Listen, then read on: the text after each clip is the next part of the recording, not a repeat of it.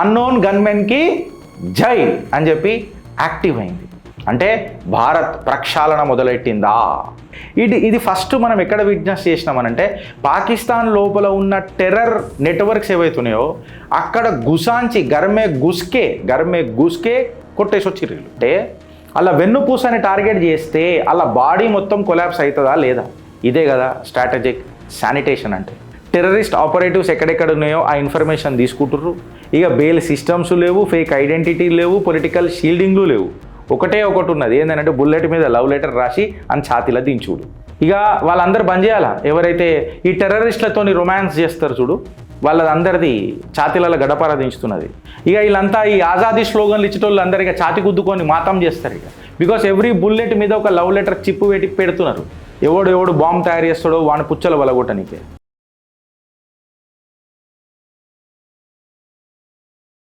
ఒక ఖుష్ఖబరి వచ్చింది ఏంటంటే అన్నోన్ గన్మెన్లు భారత్లో కూడా గట్టిగా చూస్తురట.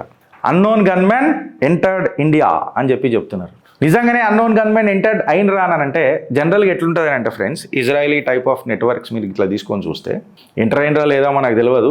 కాకపోతే నేను డాట్స్ కనెక్ట్ చేస్తున్నాను అంతే. జనరల్గా ఏముంటుంది అంటే ఫర్ ఎగ్జాంపుల్ ఒక టెర్రర్ సంస్థ ఉన్నది, అలా నంబర్ 1 పొజిషన్లో కూడా ఉంటాడు. అయితే నువ్వు వాడిని చంపినావు అనుకో, ఈ నంబర్ 2 వాడు ఇమీడియట్గా వచ్చేస్తాడు. అందుకని జనరల్గా ఏం చేస్తారనంటే రక్షక బలగాలు ఈ నంబర్ 1 నంబర్ 2 ఏమని కిందికని కొట్టుకుంటూ వస్తాయి. ఎందుకంటే ఈ కింది మ్యాన్ పవరే చాలా కీలకంగా ఉంటుంది. Logistic supply, handlers, information, psychological narratives, decoding, encrypted message communications, postmen జాబులు చేసేది, లాజిస్టిక్ సపోర్ట్ ఇచ్చేది, ఈ మిడిల్ మ్యాన్ ఉంటారు కింద. ఫస్ట్ వీళ్ళని కొట్టేసినాం అనుకో, వీళ్ళు ఎన్ని రోజులని ఉంటారు? ఈ సపోర్ట్ లేకపోతే వీడు ఉండి వేస్ట్ కదా. ఎందుకంటే వీడు అత్యంత బంకర్లలో కూర్చొని ఉంటాడు. వీళ్ళని వల్లరబుల్ చేసి వీడిని కొట్టాలనంటే ఇక కింద కొట్టుకుంటూ వస్తారు. అయితే అన్నోన్ గన్మెన్లు ఎందుకు కావాల్సి వచ్చింది ఇలా ప్రపంచానికి? వాళ్ళు ఎవరో పాపం పుణ్యాత్కులు మా ఆయుష్ పోసుకొని కూడా బతకాల. కాకపోతే ఇలా సీన్ ఏమైందనంటే కోర్టులు డిలే చేస్తున్నాయి, నెట్వర్క్లు రీగ్రూప్లు అవుతున్నాయి, పౌరులకు కొంచెం భయం అవుతున్న తరుణంలల్లా ఈక్వేషన్ మారింది. ఫియర్, భయం అనేది సైడ్ చేంజ్ చేసింది. అన్నోన్ గన్మెన్కి జై అని చెప్పి యాక్టివ్ అయింది. అంటే భారత్ ప్రక్షాళన మొదలెట్టిందా లేదా? ఈ అన్నోన్ గన్మెన్లు ఎవరో ఎక్కడి నుంచి వచ్చిండ్రో పుణ్యాత్ములు ప్రక్షాళన మొదలెట్టిండ్రా అనని ఒక డాక్ట్రైన్ మొదలైంది. ఈ అనానిమస్ గన్మెన్ రైట్, అన్నోన్ గన్మెన్కి జై అని చెప్పి మాట్లాడుతున్నా. ఎందుకంటే ఇది ఫస్ట్ మనం ఎక్కడ విట్నెస్ చేసినామనంటే పాకిస్తాన్ లోపల ఉన్న టెర్రర్ నెట్వర్క్స్ ఏవైతున్నాయో అక్కడ గుసాంచి గర్మే గుస్కే కొట్టేసి వచ్చిర్రు. వాళ్ళు ఇంట్లోకైనా బయటికి వెళ్ళాలంటే భయపడ్డారు, నెట్వర్క్ బిల్డ్ చేద్దామనంటే భయపడ్డారు. కానీ మళ్ళీ టాప్ లీడర్లను కొట్టలే, పెద్ద స్టార్లను కొట్టలే, గ్రౌండ్ ఆపరేటివ్స్, మిడ్ లెవెల్ మేనేజ్మెంట్ని కొట్టిండ్రు. అప్పుడే కదా పెద్ద సంస్థలు ఏదైతే లష్కర్ ఏ తైబా ఇట్లాంటివి ఏవైతే ఇస్లామిక్ సంస్థలు ఉంటాయో వాటివి కాళ్ళు ఇరిగిపోవడం మొదలైతాయి. ఈ మిడ్ లెవెల్ ఆపరేటివ్ మ్యాటర్ ఏముంటుంది అని అంటే వీళ్ళ వెన్నుపూసని ఇరగొట్టాలి. వాటి బెడ్ రిటర్న్ ఉంటే ఖతం కదా, ఇష్యూ క్లోజ్. సో ఈ వెన్నుపూసని టార్గెట్ చేసి కొడుతున్నారు. తలకాయని కొట్టి ఫైదా ఏమున్నా చెప్పి ఇంకో తలకాయ పెట్టుకుంటూ నడుస్తున్నాడు.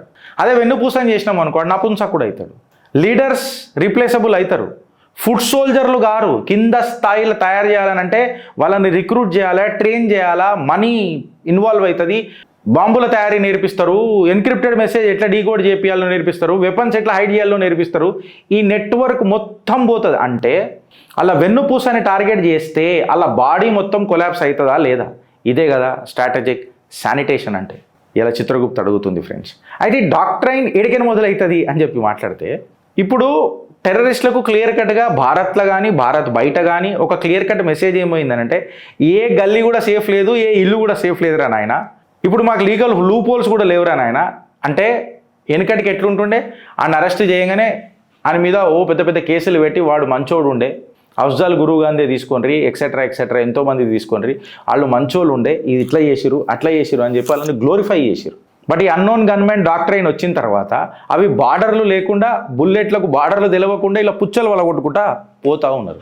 ఇక్కడ ఏమైపోయిందని అంటే ఇప్పుడు ఇనిషియల్గా ఒకటి మీరు చూస్తే ఫ్రెండ్స్, వెనకటికి ఒక జర్మన్ బేకరీ మీద అటాక్ చేశారు.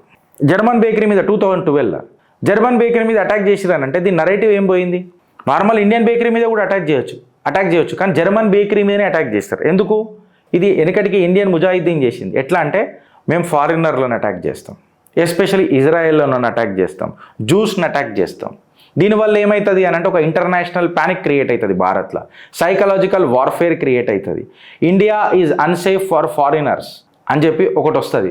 మళ్ళీ ఎవరన్నా అందులో ఇస్లామిక్ గ్రూప్లకు సంబంధించిన ఎవరైనా అరెస్ట్ చేయగానే అవో చూసినావా మాకు ఇక్కడ స్వతంత్రం లేదు, డర్కా మా హోల్ హే అని చెప్పి ఒక బ్రిగేడ్ తయారవుతుంది. ఆ మీడియా దాన్ని నరేటివ్ రన్ చేస్తుంది. అయితే ఇప్పుడు క్లీనప్ సిగ్నల్ ఏమున్నది, ప్రక్షాళన సిగ్నల్ ఏమున్నది అంటే ఇక డిలే లేవు, ఇక సీదా డెసిషన్లే. ఒక సెక్యూరిటీ అలర్ట్ ఇచ్చేసారు. టెర్రరిస్ట్ ఆపరేటివ్స్ ఎక్కడెక్కడ ఉన్నాయో ఆ ఇన్ఫర్మేషన్ తీసుకుంటుర్రు. ఇక బెయిల్ సిస్టమ్స్ లేవు, ఫేక్ ఐడెంటిటీ లేవు, పొలిటికల్ షీల్డింగ్లు లేవు. ఒకటే ఒకటి ఉన్నది ఏంటంటే బుల్లెట్ మీద లవ్ లెటర్ రాసి అని ఛాతీలో దించుడు. ఇక ప్రెస్ కాన్ఫరెన్స్ లేవు. ఈ మాతం ఆడ చచ్చిపోయింది చూడు, బురాన్ వానికి ఆడ చచ్చిపోతే ఓ పెద్ద మాతం చేసిర్రు, లక్షల మంది పోయి. ఈ మాతం ఇవన్నీ ఏముండయి. ఇక రిక్రూట్మెంట్ డ్రైవ్లు కూడా చేయాలంటే భయపడతారు, ఎందుకంటే ఫ్యూనరల్లోనే వచ్చి చంపేటట్టున్నారని. కరెక్టా కదా నేను చెప్పింది? ఇప్పుడు ఇది ఏమైపోయిందంటే పాకిస్తాన్లోనే కాకుండా ఇలా ఏడికేం తీసుకున్నా ఒక సేఫ్ హౌస్ అనేది లేదు. వాళ్ళ పేర్లు మార్చుకొని బతకాల్సి వస్తుంది, వాళ్ళు ఫేసులు ఐడెంటిటీ చేంజ్ చేసుకొని బతకాల్సి వస్తుంది. బంకర్ లీడ్స్ పెట్టి నార్మల్గా జోపడ పట్టీలలో ఉండాల్సి వస్తుంది. ఆ జోపడ పట్టీలలో కూడా జిగర్ల దమ్మున్నోడే బతకాల్సి వస్తుంది. రిక్రూట్మెంట్లు ఆగిపోతున్నాయి, నెట్వర్క్లు సైలెంట్ అవుతున్నాయి, స్లీపర్ సెల్స్ అంతా స్లీపింగ్ మోడ్లోకి వెళ్ళిపోయినాయి. టెర్రర్ గ్రూప్స్లకు రిక్రూట్మెంట్ చేయాలంటే కూడా భయం అవుతుంది ఈ అన్నోన్ గన్మెన్కి.